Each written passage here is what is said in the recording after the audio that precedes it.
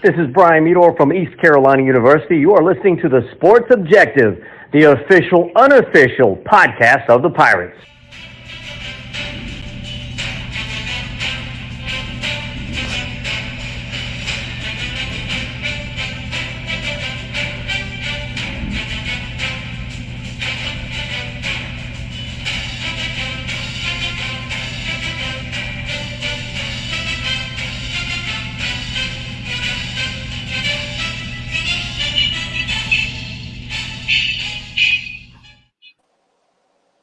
Welcome into the Sports Objective Podcast, coming to you on Facebook Live, YouTube, Twitter, and obviously this audio only will be pretty much anywhere podcasts are found. It's hard to believe the college baseball season has come and gone, and we have the championship series left. And right now, I am joined by my co-host, Kyle Barber. Kyle, how's it going?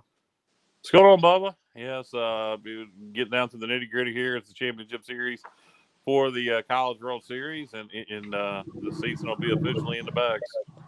Yeah, it's hard to believe it's that time, but I'm very excited to preview this championship series. And to do that, a guy that we had on to preview the East Carolina Vandy Super Regional, the play-by-play voice on the radio side of things for the Commodores, Kevin Ingram. Kevin, welcome back. Hey, great to be with you guys. How's it going today? Doing well. How are things out there in Omaha? Obviously, it's been a very exciting and very interesting College World Series up to this point. So just give us things from a Vandy perspective. Yeah, it's been very warm here in Omaha for one thing. Today's actually a pretty nice day. When we got here a couple weeks ago, it was 105 degrees on the Thursday when we first arrived. But the weather, for the most part, has been pretty good. Been a couple weather delays, but in terms of Vanderbilt's run here, it's been an interesting run to say the least. Of course, all the stuff that happened with NC State was really, really unfortunate. And I think we all wanted to play the game on Saturday, and unfortunate for the way things worked on Friday with their short roster. But it's been a thrill to be here. We played some amazing games. 1 and 2 walk-offs. First against Arizona on a hit by Jason Gonzalez, and then won that crazy game against Stafford on a wild pitch and scored 2 runs in the ninth after the first 2 were out and 2 strikes with nobody on base and down by a run, and came back and won. So that was a crazy game and a great win to set up another game with NC State after they beat us the first time around back on Monday with the terrific performance by Jack Leiter, but Tatum's home run was the only run of the game. But yeah, it's been a crazy run, and seen 4 very interesting and very different ball games from the Vanderbilt perspective so far. Before we talk about some of those games that were played, you mentioned everything that unfortunately took place involving NC State. The Wolfpack were sitting in the driver's seat with that 2-0 mark, and then they still had obviously a lot to prove because Vandy, with the talent that the Commodores have, could very well battle back out of that hole. But just give us a glimpse behind the scenes from the opposite side of the fence, and that the hours leading into that matchup. Yeah, we really, as far as the Friday game, we didn't know really much of anything going on. Seen some stuff on Twitter, media reports about potentially some sort of issues with the NC State program, but we kind of sat there thinking that everything, maybe until just about an hour before game time, was going on as planned. And then, you could tell things were going on. We were sort of watching. We could see into the NC State dugout from our broadcast booth. So we were watching their folks, and, a couple huddles and pitchers going out to the bullpen and coming back from the bullpen. And you could tell it was a much smaller group to begin with. But really the thing that got your attention is when you didn't get the lineup, say 45 minutes or an hour before the game. You usually have the lineup in your hands about an hour before the game starts. You can really put in your preparation. But once we didn't have that, and it got to about a half hour or 15 minutes before game time, still no lineup being posted, you knew was not going to start on time. And there were certainly some kind of issues going on. We could watch, what was going on from the Vanderbilt side with, Kamar Rocker delaying his warm-ups to get ready for that game on Friday. You could see different conversations going on with the coaching staff, but it was just a very weird, awkward, surreal sort of day on Friday. You give NC State's guys credit, man. They put a team on the field that was missing 4 of their starters, and had a pitcher playing first base who hadn't batted all season. He goes 3 for 4. It was Sam Heifel, and it was just a strange game. But then, after that, we thought, okay, well, and hearing some of the comments afterwards, maybe NC State gets some guys back. We play on Saturday, everything will be fine. But then, woke up Saturday morning to the bad news, and I guess that came down in the middle of the night. It was after I was asleep. I didn't know anything about it until I woke up Saturday morning. But yeah, it was been kind of just a strange couple of days, and just unfortunate with the way this whole thing unfolded. We're obviously thrilled to be in the finals, but we'd have all certainly preferred to have played that game against NC State yesterday. Yeah, no doubt, and that's one of those things that obviously we're East Carolina fans, as you know, and even though we don't care for NC State, that's something you don't wish on anyone because you can relate to them. I cannot imagine if East Carolina was there and having an opportunity like that to compete for a national championship taken away. Yeah, for sure.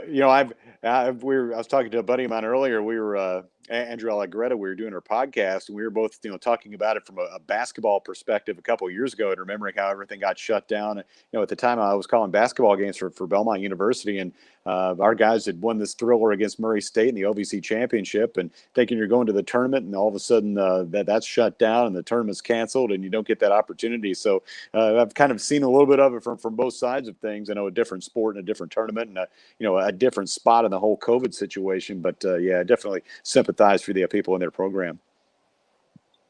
So heading into this series with Mississippi State, these two programs had met back in Nashville during the regular season. I want to say, was it the last week of April or so? Mm-hmm. Yep. So if I recall correctly, Vandy took 2 out of those 3. So going into this matchup, obviously there's not going to be a ton that's unknown at this point. Not that there would be in any matchup, but especially an inter-conference matchup like this. So, what are some of the things? I know Vandy hasn't necessarily been clicking on all cylinders offensively, but they found a way to get it done. What are some of the key points that you think are very critical going into tomorrow night and beyond?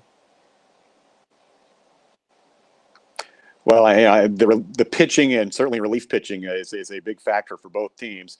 Mississippi State has the hammer, and Landon Sims is just a beast at the back of their bullpen. You don't want to get to that guy trying to come back in the 9th inning. Vanderbilt's bullpen's been fantastic in this College World Series. I call them the 3 M's: Chris McIlvain and Luke Murphy and Nick Maldonado. Not always necessarily in that order, but they have all been just lights out. They've pitched great.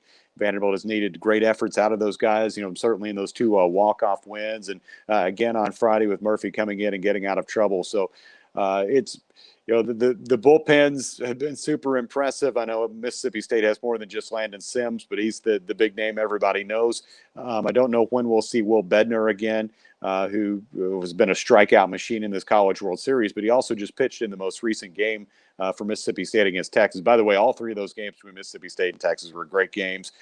Huge fan bases, just great support for both of them. Mississippi State won in the walk-off in the game on Saturday night. But I think for Vanderbilt is getting the bats going, getting some offense going. Just has been uncharacteristically quiet through a whole lot of this College World Series, and not that game against NC State on Friday, not being able to come up with that big hit to really bust the game open, and of course struggled the first time around against State, the 1-0 loss, just couldn't get the big hit in that game to get just anything on the board. But at times the offense has been good. It's been enough. Gotten some home runs, scored some runs in the 2 victories, but consistent offense out of Vanderbilt is going to be key. I would think you would think the way things line up, we'd see Jack Leiter pitch tomorrow night for Vanderbilt. That certainly gives the Commodores an edge. I'm not sure how Mississippi State will line up its starting pitching just yet, but at this point in the College World Series, you got to try to figure out a way to get this thing to the finish, managing your pitchers the best you can. It's not your normal 3-game weekend series in the SEC where you really have the time to line everybody up the way you like in terms of your starters. It's a little different at this point. Rocker just pitched on Friday. At the earliest, I would think we might see him on Wednesday. So those are some things to watch for. This Mississippi State team is just a really veteran group.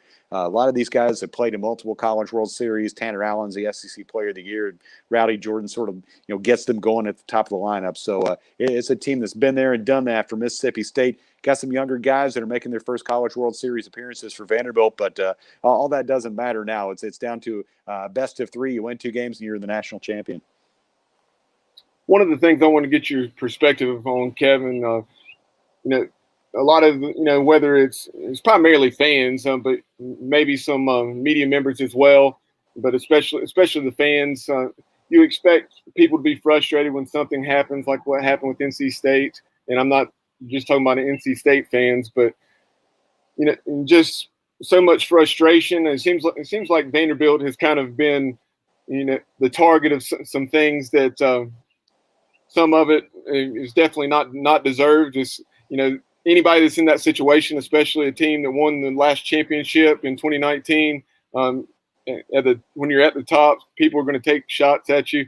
So what's your thought on some of that, some of the things that have been said as far as just with everything that went on with NC State, and it seems like Vanderbilt's getting a free ticket to a championship? Well, from that perspective, I think any criticism directed toward Vanderbilt in this thing, I think is really unfair and unfounded. Commodore's just kind of right place, wrong time, if you ask me. I mean, Stanford throws one more strike on Wednesday, they win that game, and it's Stanford in this spot playing NC State, and that they're put in this situation. Listen, again, as I said it off the top, nobody for Vanderbilt wanted to get here to the finals without playing the required amount of games that you have to play and win to get there. So, I think all that stuff. I've seen criticism of Vanderbilt, and some of the stuff I've seen has just been ridiculous. But this is a very classy program with great coaches who are high character, the highest character. For Tim Corbin and Scott Brown and all these coaches and players, just a really classy bunch. And I think a lot of that stuff's really unfair. And I know I'm biased. I'm close to the program, but I don't really appreciate some of the things that have been said about Vanderbilt's program over the last couple of days. And again, just these guys had absolutely nothing to do with any of this stuff that NC State experienced, and certainly sympathize with their program. We all wanted to play the games, and any criticism toward Vanderbilt, I don't really get. Totally agree with you there, but that's something I was interested to get your perspective on. But give us a glimpse for those of us who have not been to Omaha. Just talk about the atmosphere out there, and there's so much going on. You hear the D1 baseball guys talking about the Omaha Village or whatever it's called, the Omaha Experience, with everything with the different companies putting their products out and so forth. Just give us a glimpse behind the scenes, just the Omaha experience. The Omaha experience is fantastic. We're all super sad they didn't get to play last year because the season got shut down. I think everybody's just been thrilled to be back out here and having this great event. To me, it is right at the top of the list of great sporting events in this country. I've been fortunate over my career and life as a sports fan to go a lot of different stuff. Been to almost all the big stuff, fortunately for me, over the years. And this is absolutely one of my favorite things. I've only been able to come twice. I came out here in 2019 when Vanderbilt won against Michigan. But this is the first time I've really been able to experience it from start to finish. And it's just great. It's a great ballpark. It's a great atmosphere. Everybody here in Omaha really rolls out the red carpet for all the teams, and they make everybody feel like they're super special. And it's just an honor to be here in Omaha, and for me to have a chance to call these games is certainly a dream come true. So yeah, the atmosphere and all the stuff outside the ballpark. There are a lot of restaurants and bars and things right there close to the ballpark. They're jam packed with fans before and after the games, and some of them never even make it into the ballpark. And it's just been cool to see all the different fan bases and how people have either gotten along or gone at it back and forth, and it's been a lot of fun. You walk around late at night down there by the ballpark. They have some band stages going on, so there's some loud music thumping and that sort of stuff. But it's a great atmosphere, and I highly recommend it. Anybody who loves not just baseball, but as a sports fan, you should come out here and experience this at least once, because it is really, really special. Yeah, I've known several folks that have been. Unfortunately, have never had the opportunity to make the trip myself, but cannot wait to do so. And really looking forward to catching these games the next 2 or 3 nights. But as always, we appreciate your time, and we look to. I know you're the sideline reporter for Vandy football, so with football season approaching very quickly, we'll have you back on this fall, I'm sure. Sounds like a plan. Appreciate it, guys. Anytime. All right, thanks, Kevin.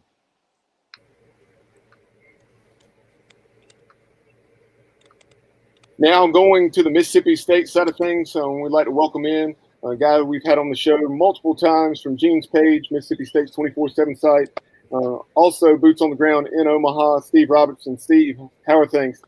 Man, things are well. I apologize if the video quality is not great. It's the Wi-Fi here is not the greatest, but yeah, it's been a wonderful experience. Before we get started, a couple of things that Kevin said I wanted to address. The first thing is, I agree 100% with him about the criticism of Vanderbilt. Now, you could argue they had a pretty easy path to get to the finals. They had Obviously, they, Arizona plays the infield in a double play situation. Vanderbilt takes advantage there. Vanderbilt makes a play to win it, but a coaching faux pas there by Arizona. And then, of course, as he mentioned, Stanford had Javier Vaz down to the final strike. But listen, Vandy didn't give up. They came back and won the ball game. And Vandy didn't have anything to do with vaccinations or anything like that. I want to give you guys a quick story too. I was coming into the tunnel at TD Ameritrade, and we'd already heard that morning there was a problem. We'd been hearing rumors for about 24 hours that there was some COVID issues with NC State, and that actually Jarrett had already gone home. But Link Jarrett's son, second baseman from NC State, had already gone home. So there were already some rumors out there. And so I get to the stadium. I've already done radio. We're kind of getting up to speed, and as I'm walking through the tunnel, security stops me and says, "Hey, you got to stay right here." And so I look up ahead about 20 feet, and there's 3 NC State players in full uniform with masks on. And the next thing you know, they're whisking those guys away to a clubhouse and saying, "Listen, nobody can come out of the clubhouse. These guys are sequestered to this area." It was a very surreal situation. And Jose Torres looked at me. We locked eyes, and I could just see the pain in his eyes, like he just couldn't believe what was happening. It's almost like he was looking at me like, "Man, can you help me?" And of course I can't, but it's a sad situation for those guys, but I don't see where Vandy holds any blame in that. There's been some comments made in the media and that sort of stuff, probably wish they'd had back, but Vanderbilt didn't pick this path. They just took full advantage of it. But another comment too, the Mississippi State is not a veteran team. And matter of fact, outside of Rowdy Jordan and Tanner Allen, there's not really anybody in the starting lineup that has any appreciable Omaha experience. This is a team that's got a lot of talent, and it might not be Mississippi State's most talented team, but might be our best team as far as chemistry and leadership we've had in a long time. So I just wanted to kind of get those things addressed before we got too deep into the interview. Yeah, no doubt that I don't know why anybody would blame Vanderbilt. That's just piling on. People wanting somebody to be mad about. People wanting somebody to blame is something to be mad at, and they're blaming the wrong people. One thing you just said, and this is just a generalized question about sending Jarrett home. How did he get home? Did he fly back commercially? Did Link come pick him up? I mean, how did he get home? Yeah, Link came. From what I understand, Link came and got him. There was some discussion about that yesterday because you can't fly, with a positive COVID test. And right. I understand that a private jet was arranged to get the remaining players home, the ones that were in COVID protocol. But I understand Link came and got him, I think, either on Tuesday night or Wednesday morning. And that's what makes this whole thing Thursday a little more perplexing, is like everybody was aware, at least the people that should have been aware were aware well before game time on Thursday. And so I don't understand why we couldn't get these things handled maybe Wednesday night or whatever, or early Thursday morning before we had to delay a ball game. And again, I'm not a person who wants to assign motive or blame on anybody, but it certainly could have been handled better. Yeah, of course it could have, but it just goes back to the whole bigger issue of COVID. I mean, you got a whole stadium full of people, 20,000. I don't know however many people that stadium holds. Not one of them is being tested, yet they're all in there on top of each other. We've kind of lost the plot here. I mean, it's stupid at this point. The vaccines are available. They're available. They're out there. If you want to get a vaccination, you can get a vaccination. And if the vaccines work, then what are we worried about?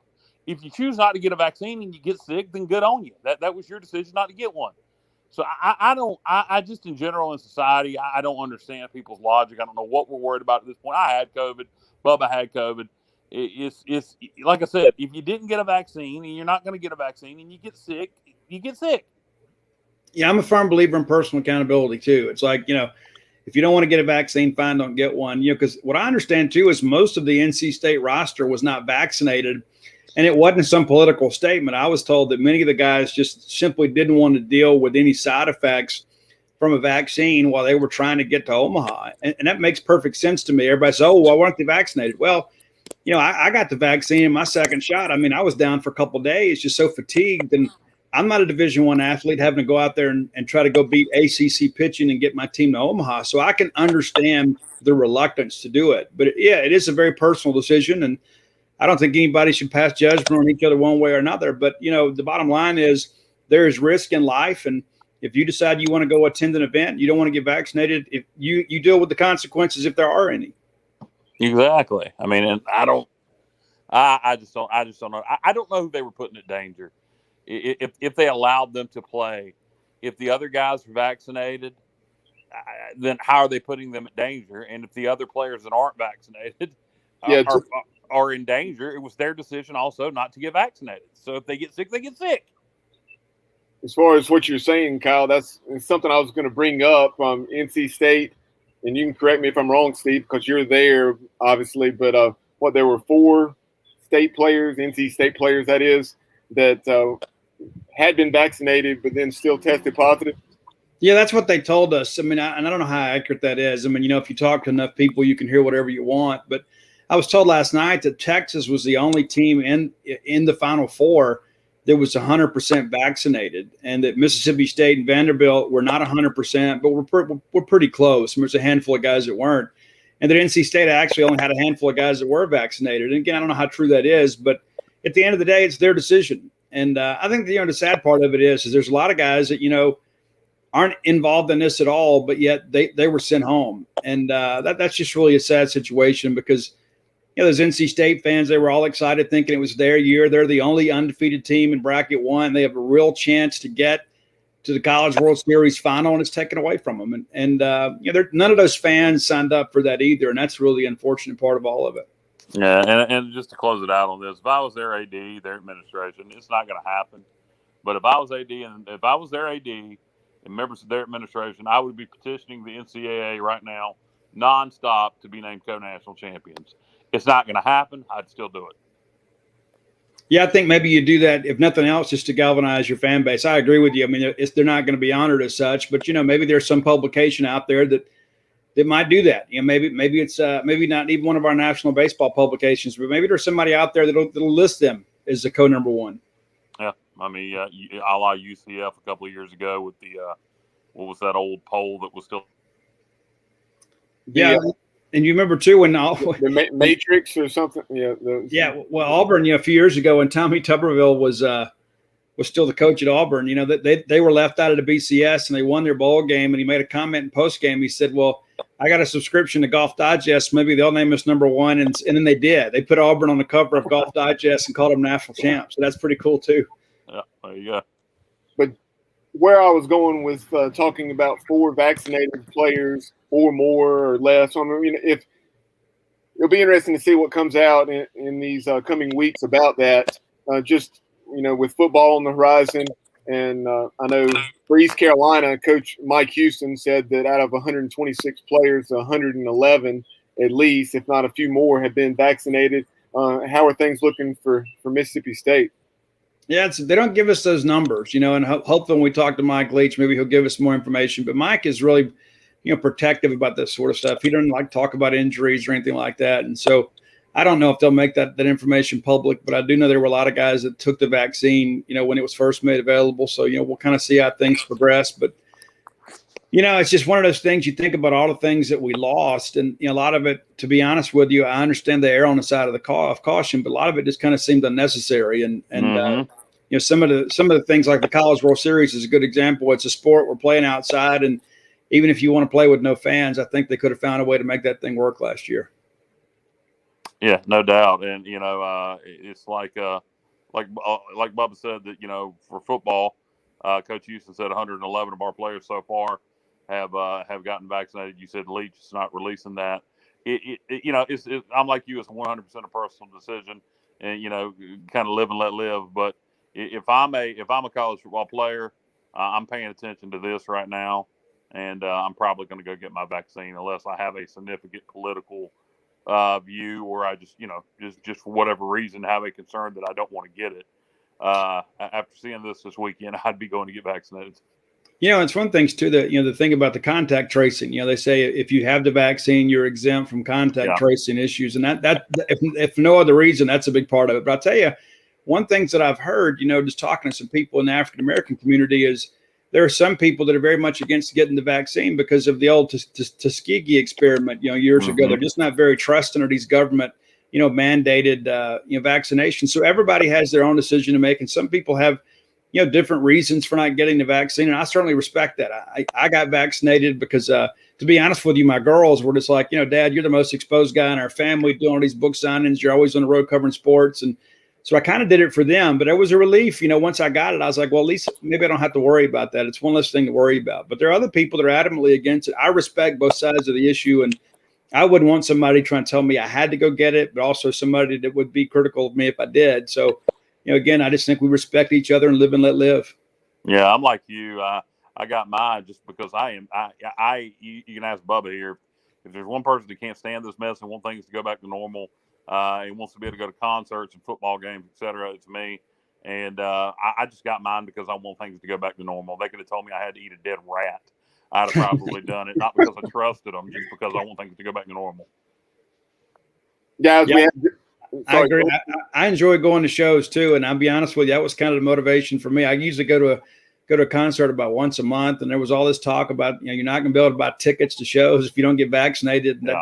That just seems so incredibly over the top, almost like a dictatorship. But at the same time too, I like to get out and let my hair down a little bit and kind of raise my fist to the gods of rock and kind of forget who you are for a while and just kind of enjoy being a kid a little bit. Yeah, absolutely. Got tickets for Jamie Johnson and Whiskey Myers in a couple weeks. So looking forward to that. We have Johnny Robertson chiming in on Facebook, guys. He said Vanderbilt definitely does not deserve to be blamed for the position that they find themselves in. However, they are undeniably the beneficiaries of a huge competitive advantage, like Steve and all of us have said. In my opinion, it is an advantage that is so large that it will taint any title that may be awarded. What are your thoughts on that, Steve? Yeah, I agree. Because, basically, Mississippi State had to use another day's worth of arms, and so Vanderbilt gets another day of rest. And and I think Johnny is exactly right. And he's probably related to me somehow. But the bottom line is this, Vanderbilt didn't choose it, but, there are a lot of people that are kind of pointing the finger at them, either justly or unjustly. And it's only tainted to me if Vanderbilt wins. You understand what I'm saying? I think because of the fact Mississippi State had to earn their spot here. And while Vanderbilt may not be at blame, they did benefit from it, just like Johnny said. And they didn't have to play baseball yesterday. Mississippi State had to go out there and play 9 stressful innings and win a ball game and burn up their best starter heading into the finals. If State doesn't play yesterday, then Will Bednar starts in game 1, which is probably a win for Mississippi State. He beat Jack Leiter head-to-head in Nashville. So Mississippi State is kind of put at a disadvantage because of the fact that Vanderbilt didn't have to play. Maybe they should have brought Stanford back. Let Stanford play that ball game. I know everybody's kind of learning on the fly here, but it just seems kind of odd that, a team is basically advanced without having to play a game, but it's a difficult decision. And, there's enough blame to go around, but at the same time, it's unique circumstances we're living in. And I just don't know if you can judge anybody too harshly here. No doubt. And kind of moving on and talking some baseball, Kevin Ingram, when we were talking to him a few minutes ago, I know you were backstage and you heard what he said regarding those 3 tremendous ball games between the Bulldogs and the Longhorns. I know these two clubs are the Longhorns and then the Bulldogs, that is, they opened the season against one another at an event down there in Texas. So just talk about those 3 games. We'll start off, obviously, with that first one. What a tremendous matchup that was, with Bednar striking out 15 in 6 innings, and he and Landon Sims combined for, I believe, what was the College World Series record, 21 Ks. Is that right? That's right. Yeah, and what's crazy is Mississippi State entered this year with a 4-5 record against Texas, open up with an 8-3 win over Texas in Arlington. That was during all the freeze and all the craziness. You come down here, and, of course, they're paired up in the bracket. And I told listeners on my show, I really felt like whoever won that first ball game between State and Texas would ultimately play for a national championship, because I believe Texas would not have enough arms in the end to get to the national championship game if they had to go through the losers bracket. Turns out they were pretty close. They just about proved me wrong, but Mississippi State had more available late. And these were epic games. You talk about the Bednar game. Texas is a team that's got a lot of swing and miss in the lineup. They're a launch angle team, the big prospect type looking guys. And so they want to go out there and play a physical brand of baseball. And so that's what Will Bednar is good at. And because of the velocity and spin rate on his fastball, he was able to get a ton of swing and miss. And Landon Sims kind of cut from the same cloth. And so I think that matchup is really advantageous for Mississippi State. Landon Sims has kind of been their kryptonite. He's pitched in 3 wins against the Longhorns, got 2 wins and a save. And, really that was the thing, too, that kind of got the State in that second game is, the bullpen kind of let them down. State comes all the way back and ties at 5-5 in the bottom of the 8th. And you think if we get 3 outs here in top of 9, we score a run, we walk it off, the whole thing's over. At the very least, you get Landon Sims up and close this thing out. But it's 2 great teams and 2 great programs. And last night was exactly what the College World Series is supposed to be about. You're not going to have these 10-run rule type ball games here. That's just doesn't happen. The arms are too good, the teams are too good, the coaches are too good, and the fact that it went down to the last swing, I think, says a lot about both teams. And both of these teams, I think, capable of winning a national championship. And to be honest with you, I think probably everybody outside of Nashville and maybe a few Ole Miss fans are going to be rooting for Mississippi State, just because, number one, we've never won it, but also, 2, there are a lot of people that just don't want Vanderbilt to get another one. Yeah, that's something you talk about Mississippi State. I'm not sure where that ranks. You can probably tell me. I know Florida State, the Seminoles have been 20-plus times and never won one, but at least under Mike Martin. But just talk about that with Mississippi State. This is their 12th trip. It's hard to believe, and it just shows you how difficult it is to win the thing with those teams with Palmero and Clark. Yeah, Florida State is the only school that has been to the College World Series more times than Mississippi State without a title. And so we're 1-2. So we're hopeful Mississippi State can kind of get off that list. I mean, that's the one thing that everybody, can kind of gig Mississippi State about them. We got a lot of LSU friends and people like that. And they say, hey, you guys got that great stadium and these big crowds, but you don't have a national championship. And state people are kind of tired of that being the punchline, And so, but yeah, you're exactly right. I mean, it's, this has been, we've had a great program for a long time. Mississippi State's always been good at baseball. And here's the thing I dug up this week. Mississippi State has had 6 different coaches lead them to Omaha. That is the most in the Southeastern Conference. And I haven't done the research, but certainly you would expect to be one of the highest in the country. Florida has had 4 coaches take them, but State had 6. Starting with Paul Gregory back in the 1970s and Ron Polk in the 80s and Pat McMahon. Then Polk comes back, and then Gary Henderson takes them, John Cohen takes them, and now Chris Lamonis. And so there are a lot of programs out there that a coach makes a program. That's not really the case at Mississippi State. This is a program that makes the coach because of the culture here at Mississippi State and the fact that you have such an unbelievable fan support. The expectations are so high. And so there's a huge commitment to baseball. And, we just feel like that, maybe this is our time. And it's kind of felt that way, probably for the last couple of months, even when you had that bad showing in Hoover. And that's the thing the casual baseball fan doesn't fully appreciate. Mississippi State had nothing to play for in Hoover, and it showed, and they kind of approached it as a situation to get some guys some work. And you see those scores, and people begin to doubt the team. That's not really who Mississippi State is. It just, they needed to get home and get their pitching ready for the run to Omaha, and it's worked out well. Yeah, we kind of feel that pain as East Carolina Pirates on a different level. We're Bubba, what is it, 32 trips to the NCAA? Yeah, 31 and 32 regionals and 6 super regionals without the trip to Omaha. And I saw Cliff Godwin's comments, man, and it's heartbreaking. I mean, it is. It's one of those things. If you're a fan of college baseball, and I know you guys are, there is a fraternity among college baseball fans. It's not like football where everybody hates each other. College baseball, we all understand how difficult it is to get to Omaha and how difficult it is to win it, but we also understand how neat the experience is, and you want to share that with everybody. I mean, you really do. You want other people to have a chance to go because Omaha is so spectacular, and there's just something special about watching your team take the field at TD Ameritrade. And so, yeah, I mean, I'm on the Mississippi State side. I shared that video of Cliff when he was crying, says, one day we're going to get there, and we've been there.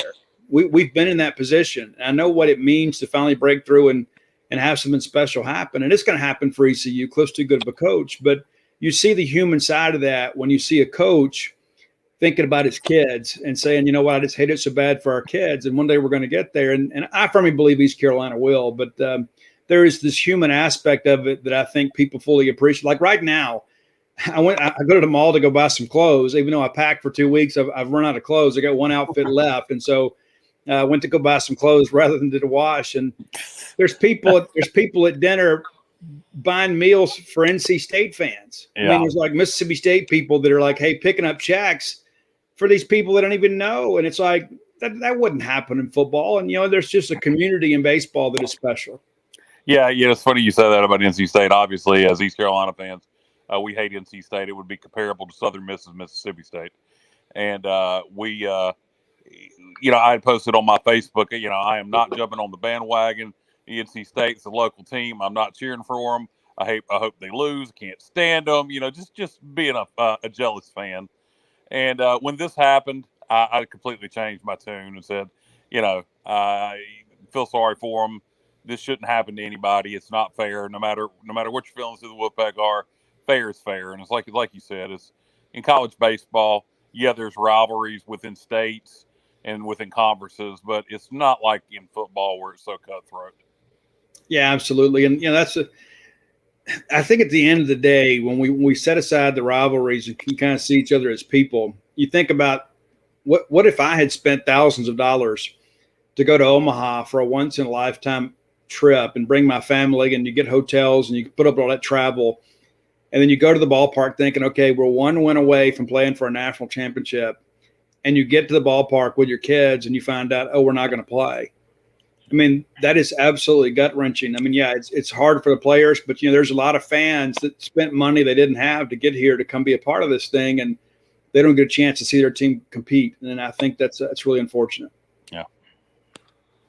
We talked about the 3 games against the Longhorns. I wanted to talk about that Virginia game. You obviously had 7 in the 3rd inning, I guess it was. You guys were without a hit, and then, boom, the 8th inning happened, a 6th spot thrown up on the board. Just give us a glimpse back of that game on what it was like there on the scene. Yeah, Griff McGarry was outstanding. And he's a guy that has major league stuff, but for some reason he struggled with control. But he's been really hot in the postseason. He had a great game there in the in a regional and a super regional, and really pitched a game of his life against Mississippi State. They probably stayed with him a little bit too long. You could tell, that next time through the order that State was starting to get some loud outs and get some solid contact. And I just don't think he had the same, sink on his fastball there. And lo and behold, you get a 2-run shot from Kellum Clark. And it was incredible how everything in the stadium changed. It's like State was absolutely dead. The crowd was dead. When that ball leaves the yard, it was like, even though State was trailing, they had the momentum. And next thing you know, when Tanner Allen steps into the box with 2 men on, I don't think there was anybody in the stadium that didn't think he was going to come through. I don't know who, maybe most didn't expect a home run. But that's our guy. Tanner Allen is our guy. And then there's nobody in the world we'd rather have up at the plate in that situation other than him. And he came through. And I tweeted out right before he hit, I said, these are the moments in which legacies are built. And, this is a guy that's been to Omaha twice. He's always come up a little bit short. And he and Rowdy Jordan, they did something that Clark and Palmero didn't do. That's nothing Jake Mangum and Brent Rooker did. And they went to Omaha 3 consecutive times. First time in program history it's happened. And so there's just something special about the leadership, and especially Tanner Allen, the SEC Player of the Year. But when that ball left the yard, I don't think there was any doubt that State was going to win the ball game. And then Scotty DeBrule, grad transfer, comes up and knocks in an insurance run that proves to be the winning run. But I think at that point, people begin to think, maybe we're a team of destiny. Earlier, Steve, you were talking about that previous matchup between the Bulldogs and Commodores up in Nashville. And you referenced the pitching matchup between Leiter and Bednar. If you would, talk about how you see things and how each team, from your perspective, is going to be able to line up their pitching going into these next 2 or 3 games. Well, Kevin would probably know better than me, but I've been told for a couple of days that the Vandy pitching rotation is going to be Leiter, Riley, and then Rocker. They'll see how far he can go. State wins that Monday game. I wouldn't be surprised to see Rocker try to throw a little bit on Tuesday. We'll kind of see how that progresses. But State is going to throw Christian McLeod on Monday. That was announced earlier today, and we've expected that. We kind of had a rough outing against Virginia, but for some reason they were kind of on that breaking ball a little more than they should have been. And maybe that's some good advanced scouting. Maybe they stole the signals. Who knows? And I'm not against that kind of stuff as part of baseball. But Christian didn't have his best outing. I know that he is hungry and eager to get back on the mound, and this is a guy that was State's ace most of the year, so he's certainly capable of putting out some good numbers. Matter of fact, the first time through the order in that Friday game at Nashville, he struck out 7 of the first 9 guys he saw. So he certainly is an advantageous matchup for State, provided he doesn't walk people. That's what tends to happen with him. He has that one inning where you begin to have some hiccups there. Sometimes he pushes through it, and sometimes it gets the better of him. But he's well rested. He's good to go.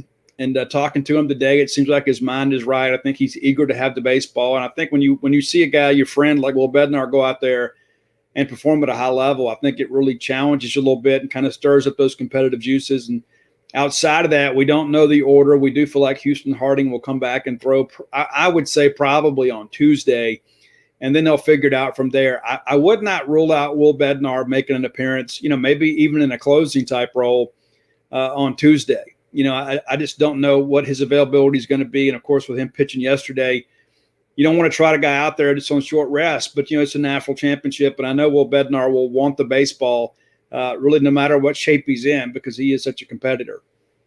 One of the things, looking back at those first 3 games, just, very broadly, but just seeing that there was 8 runs, 11 runs, and 11 runs, with the type of arms that those two clubs have, and obviously they have excellent bats as well, but in very, very diverse offenses. But just seeing that many runs with those caliber arms surprised me a little bit. Well, that's the thing. State got after Leiter a little bit, and Rocker got after State a little bit. Then you got into that Sunday game, and you kind of got to figure some things out. State gets a big lead early on. Next thing you know, you make some errors, and you let Vandy back in the ball game, and they got a great relief effort from a kid, and then they turned it over to Maldonado, and that was a game. But there are a lot of Mississippi State folks who feel like State blew that thing on Sunday. They felt they should have won the series in Nashville. I know the Mississippi State players feel the same way. I know they've been eager to get a chance at redemption, and now they get to do it on the biggest stage in all of college baseball. Steve, as always, we appreciate your time. But before we wrap this up, we've already referenced football a little bit. Give us a glimpse of going into this year for Mike Leach. Obviously, I've heard from afar, that things are trending up. Give us a glimpse from someone who's right there in Starkville. Yeah, I mean, the staff seems to be a lot more confident. I mean, I think a lot of it, too, is just having spring practice. Kind of gives you a better handle of who your team is and what they can do. And, Leach is a guy that obviously is big on repetitions. I mean, they're just going to, they don't do a lot of things. But what they do over and over again. They want to do it better than you do it. And so they had the spring to kind of get a lot of those reps in. Will Rogers is being challenged a little bit by former Southern Miss quarterback Jack Abraham, but I do believe Will holds on to the spot there. But, State signed a great receiver class. You had Makai Polk transfer in, Green transfer in from Texas to kind of shore up the secondary. And so they've got some newcomers they expect to be difference makers. State will be a solid bowl team this year. I think probably Independent Tennessee Bowl somewhere, maybe a 7-5, 8-4 type year. And, Mike Leach always upsets somebody he's not supposed to. That's kind of who he is. But I think they'll be a good team this year. And I think in 2022 they got a chance to be a great team. Kyle, did you want to chime in while we're talking a little football? I'm curious to know what your non-conference schedule is, Steve. Well, let me think here for a second. We have Louisiana Tech and Memphis, NC State, and then an FCS game. And we'll get NC State at our place. We do travel to Memphis. So it's a manageable non-conference schedule, but it's not, there's not a lot of cakewalks in there. I mean, you get your FCS game in there, and I think that's Alabama A&M, I think. But NC State coming in is not going to be any joke. And it's one of the things, too, you look at with this what's happened here in Omaha. A lot of our fans have taken to social media to offer their support for NC State folks. And it's like, now we're kind of excited about our friends coming to Starkville so we can kind of show them around our place, And so that's kind of a cool thing, too, that I think that through all of this, these two programs have gotten a little bit closer. Now, when they get down here, we expect to beat the Wolfpack in football for sure. But it is kind of ironic to think that we're up here in Omaha together and kind of brothers in arms over this whole thing. And then we're going to play football here in a couple months. Yeah, no doubt. Good luck against the Wolfpack. We always like to see Wolfpack get beat on the gridiron. Yeah, we appreciate your support, Kyle. No problem. Steve, before we let you plug, your podcast and website, Johnny Gardner chimes in and said that he had told me this before, but that you're always a great guest and you bring an interesting perspective, and the State fan base is very fortunate to have you. Johnny, that's very nice for you to say. I appreciate that. I work really hard. I grew up a Mississippi State fan, and when I first decided to go into writing full time, I went to college to be a writer, and was going to get a degree in English, and I just wanted to be a professional writer. I didn't know that it was going to be sports. I love sports, and I think at some point we all get cut, right? And you want to stay connected to the game as much as you can, and so I had a chance to work in sports writing on a part-time basis. And then when I got a chance to be a full-time writer, I wanted to be a Mississippi State writer. And then I wanted to be the Mississippi State writer. And I believe I've accomplished that, but I'm still working to get better. I've written 4 books now, and we have the genespage.com website. And, we're not just fans of Mississippi State. We're fans of college athletics. As a matter of fact, I rarely ever watch any pro sports unless it's NFL. But, we love the passion of college sports, and there's just such a respect, I think, for those of us that kind of see the game the same way, that you look at these kids and they choose you. You don't always choose them, and the fact they've become part of your family, I think, is an amazing thing. But I do appreciate the compliment, and I work really hard to produce the best content available for Mississippi State folks, and I know that you guys do the same thing for your people, and that's one of the reasons I always enjoy coming on the show, because you guys aren't just ECU guys; you're fans of college athletics.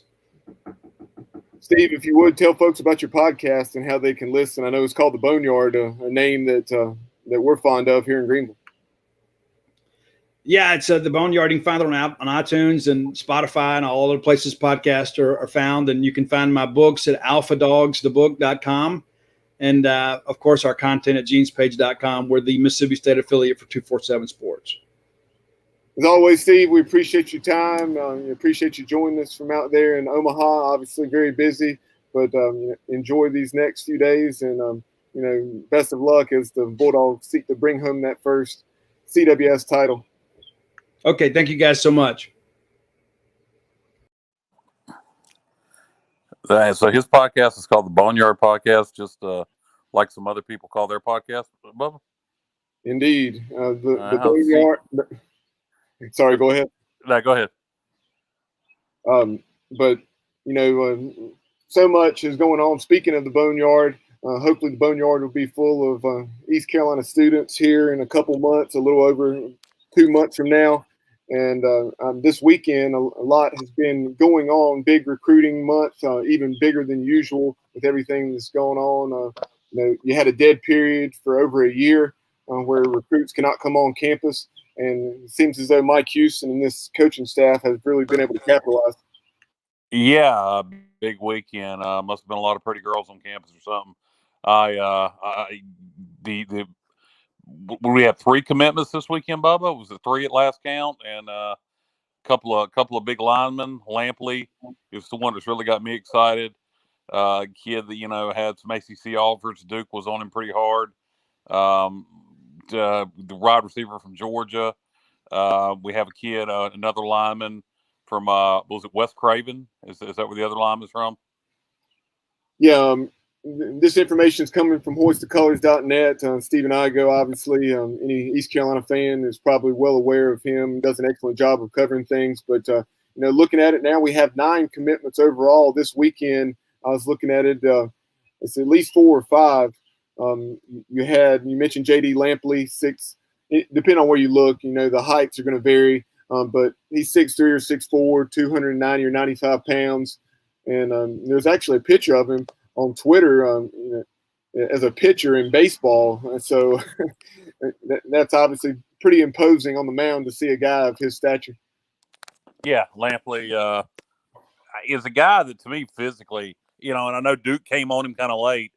I kind of expect with his frame, if he has a big fall, I wouldn't be surprised if we're going to have to keep recruiting him. I wouldn't be surprised to see some other people come on him as the season goes and try to flip him. So I don't think the recruitment is done on him just yet, but we got him right now. Yeah, you take a look at some of his offers. He had an offer from South Carolina, obviously our Game 2 opponent, and then you mentioned Duke, and then in addition to those, you have the academies that offered him. I think he has a 4.38 GPA, which really jumped out at me, and Coastal. Yeah, Coastal Carolina. They offered, and he actually visited them on June 18th, and just before he came to Greenville. And you take a look at it from with Lampley. One of the things that jump off the page at me, seeing a picture of him, is he doesn't appear to have much loose weight. He's pretty chiseled for a guy that's 290 pounds. Yeah, particularly at high school. And, he hadn't worked with a Division I, strength program, and to have that kind of body coming out of high school or going into your senior year of high school is pretty impressive. Yeah, no doubt. Going back to some of the others that have committed this weekend, like I said, 9 commitments overall. Caleb Webb, he's the wide receiver out of Georgia that you referenced, about 6'3", 190 pounds. I think he had been in camp, as I'm sure most, if not all of these guys have. And that's why he ran something like a 4.4 and tremendous size and speed, athleticism. Yeah, I believe he's the kid, Bubba, that we actually the coaches came on him out of some camp at Wake Forest that had multiple Division I schools there, and that's how we came on him from what I read. And yeah, I believe his offer list was, if I remember correctly, FIU and a few other FBS programs, but a kid with a lot of size, a lot of speed. Another guy that committed today on June 27th, CJ Mims, like you mentioned, out of West Craven, Vanceboro. He's a guy, he's one of those that may be getting overlooked by some folks just because he's only 6'1", but kind of not quite as heavy as the Swamp Monster, obviously, at 295 pounds, but 6'1", 295. He's a guy, I know North Carolina has been on him pretty heavily, and it's huge to get a guy from Eastern North Carolina to at least right now, it appears as though he will stay at home. Yeah, North Carolina's been recruiting him. I don't know how many other offers he's gotten, but he, as of right now, is a Pirate, and we're just going to have to keep recruiting these guys like that. The D line are always at a premium, and whenever you get a quality D lineman committed, you're going to have to keep recruiting them because somebody's going to try to flip him, and this staff's doing a really good job recruiting linemen on defensive linemen and offensive linemen, which bodes well for the future. I mean, they're just going to keep adding depth on the line and in the trenches, and eventually that's going to pay off. How soon it'll pay off, whether it'll be this year or next year, it will eventually pay off. When you bring in quality linemen and you just continue adding layers of depth on the line, it's going to eventually pay off. There's just no way it won't. Like Lampley, he being Mims, CJ Mims did have an offer from Duke. Also, you look at it, Liberty, Navy, Army. So I like to see these guys that have these offers and appointments from the academies because that tells me that they're in a pretty good position academically for the most part. Bubba, we're going head to head with Duke more than I've ever seen it. I don't know if that necessarily is good or bad. It's certainly good in terms of the quality of the young man in terms of his grades. But there's another kid that we haven't got committed yet, who's a running back that we're offering as a running back. Duke is going after hard as a corner. From what I read, giving out some of IGO's inside information on Hoist the Colors. You go subscribe if you want to get this information before I tell you. But he had breakfast yesterday morning with Coach Cutcliffe. So Cut wants this kid hard, but he's in Greenville right now. We're offering him as a running back. Duke's offering him as a corner. So we are going head-to-head with Duke, an unusual amount this year. Another guy we've referenced a couple times already, how we really like what the staff's doing as far as building some depth in the trenches on something that's been missing. Glaring deficiency in recent years, for sure. Ethan Lang out of IMG Academy down in Bradenton, Florida, 6'3", 318. I believe he has some offers like Marshall, Arkansas State, Buffalo. So some people the diehard college football fan realizes how good those 3 programs have been in recent years, and he certainly has, I think, between 15 and 20 offers overall. Yeah, those are good offers, and those are hard. Liberty. And those are hard offers. Marshall, you're talking about year in, year out, Conference USA contender. Arkansas State, one of the best programs in the Sun Belt. Buffalo has been one of the best programs in the MAC recently. So, yeah, they're while they're not Power 5 offers, they are really good offers, and glad to have them on board.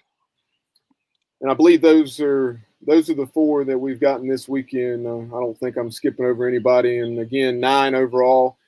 One that I really like to see. I've been needing some edge rushers, some athleticism to put heat on the opposing quarterback, and Jamarion Franklin out of Lake City, South Carolina, 6'5", 230 pounds.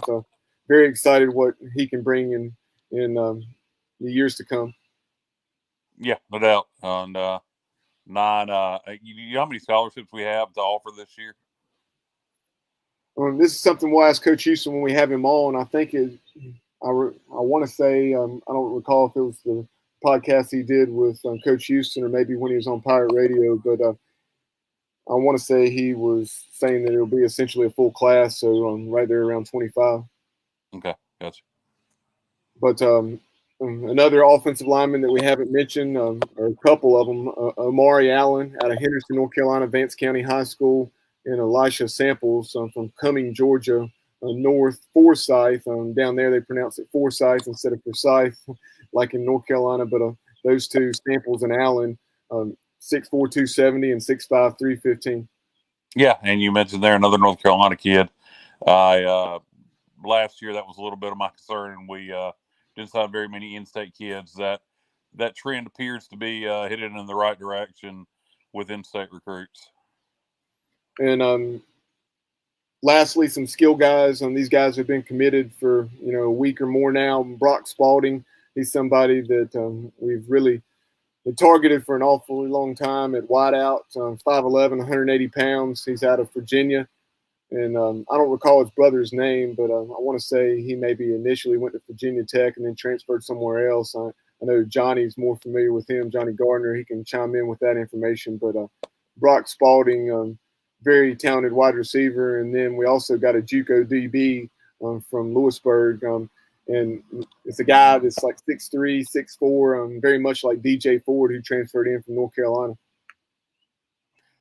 Yeah, always good to have depth on the back end of your defense too. You got to have your linemen, but you got to have somebody to defend the back end, and good heights like that is always a problem for receivers.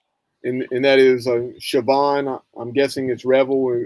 It's either Revel or Revel, Revel. But Siobhan Revel from Lewisburg Junior College. Excited to have him on board. So 9 commitments thus far, 4 from North Carolina, 2 from Georgia, and then 1 each from Florida, South Carolina, and Virginia.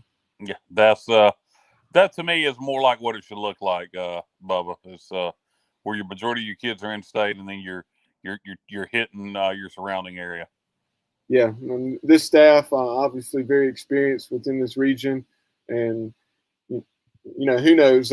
Maybe we would still be getting these commitments in state, even if we had not finished last season as strong. But when you dominate SMU, especially that first half, 45-7, and guys see the excitement on the sideline. I know DJ Ford, when he transferred over from North Carolina, was just talking about how appealing that was to him, seeing the excitement and energy with which a Mike Houston team plays, and not only that, but taking a look at it from just the angle where you're getting guys because not only did you have that game, but it's just an overall more competitive. There's an upward projection for our program.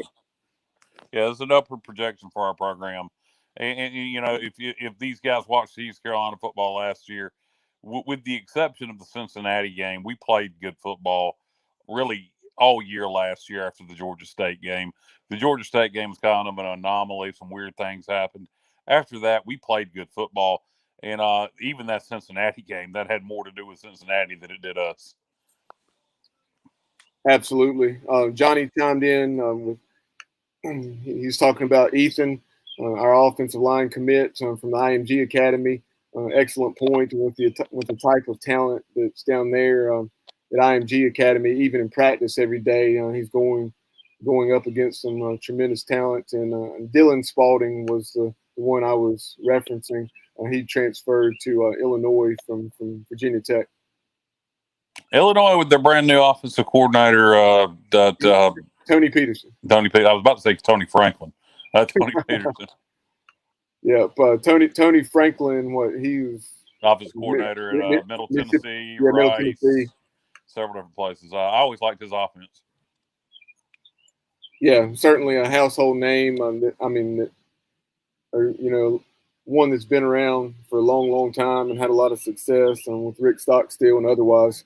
But before we wrap this up, do you have anything else, Kyle? No, I just excited about the commitments and need to keep picking them up. And as we're sitting here now, I guess if you want to call this weekend over, we're 9 weekends away from college football season. Yeah, we'll continue to obviously talk college football over these next couple months leading into the season. If you missed our interview with Blake Harrell, definitely go back and check that out. It's on our YouTube channel as well as Facebook and pretty much anywhere our podcast is found. So definitely do that. We'll have coaches continuing to come on and have a conversation with us here in the next few weeks. I know we'll try to knock out the coordinators first. This week, we're going to try to get Tim Dowse. That's not set in stone yet, but probably by the middle of the week, if not before, we'll have new special teams coordinator, outside linebacker, and defensive ends coach Tim Dowse, who has an awful lot of experience, and he's a guy that has been a defensive coordinator at multiple stops, as well as a special teams coordinator at Syracuse. Yeah, good add to the staff. I think overall, Coach Houston did a good job replacing some coaches this year. Really his first time he's had to do that since he's been here. And I think he, you could argue, made upgrades across the board. Here in a couple weeks, we'll have Donnie Kirkpatrick, obviously no stranger to Pirate Nation. And Donnie K will be on the middle of July. And then we'll mix in a few of the position coaches as well, especially those who are newcomers to the program. Yeah, and I guess technically, Bubba, we have a passing game coordinator. Is that right? We do. Coach Latrell Scott coming over, a former head coach at Norfolk State, and someone that Coach Houston had a prior relationship with. Yeah, I want to know how much. It'd be interesting to ask Donnie how much input he's having on the offense with the passing game coordinating title. A guy who left the position as a head coach in an FCS school to come join our staff. Yeah, for sure. From everything I gathered, he's certainly a bright mind in terms of the passing game. I'm very excited to have him on board. I'm looking forward to hopefully having him on the show.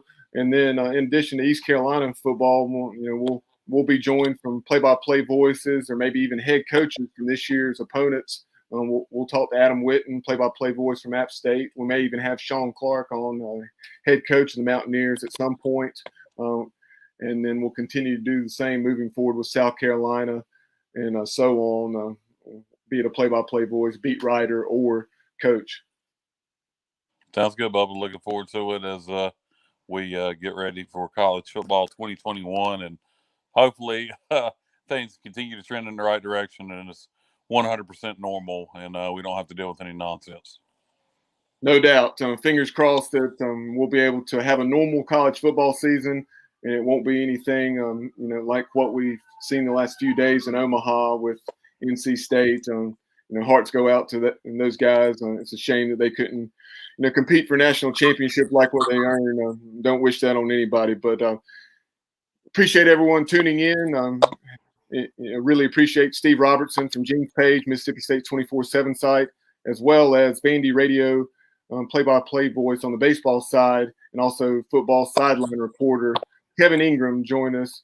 That's a name that's obviously very, very well known to a longtime Pirate fans. Former quarterback of the Pirates back in the Ed Emory era, Kevin Ingram. But appreciate those gentlemen's time and really look forward to all the content we have coming up. Be sure to follow us on social media, on Twitter at TheSportsOBJ, on Instagram at The Sports Objective, and like and follow us on Facebook. And, of course, subscribe to our YouTube channel. For Kyle Barber and the absent Dave Richmond, I'm Bubba Rosenbaum, and you have been listening to the Sports Objective podcast. Enjoy your weekend, everyone.